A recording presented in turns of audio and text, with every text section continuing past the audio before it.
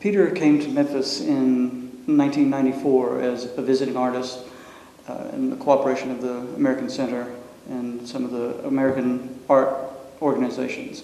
He came to my university. He wanted to do a project that was based in photography and needed someone to work with him on that project.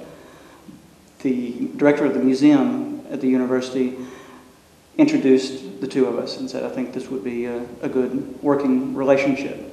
So we began a project that Petr had conceptualized, and I sort of followed his lead. Then as the project grew, we began to find common ideas, and the friendship started to come together, and the rest is history. I enjoy working with abstraction, conceptualization of photographs, though some of my work is very documentary.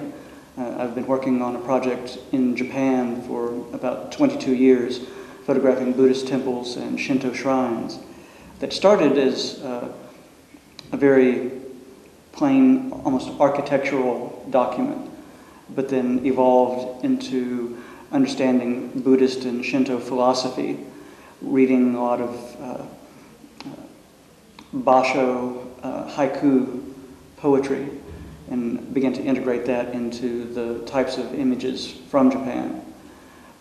So that's sort of one side, but my main interest is in very abstract work that has multiple phenomenological layers of meaning, some existential elements to it.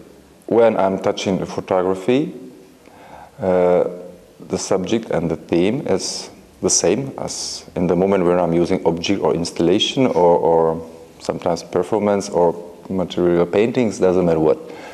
The theme for me is always the same, and I say most important is because I'm known as an artist working with the irony and the mystification and the humor and social critiques and this kind of observing the space around. In the moment when you are going on the streets, you are touching 1,000 stuffs, 1,000 situations, but as you are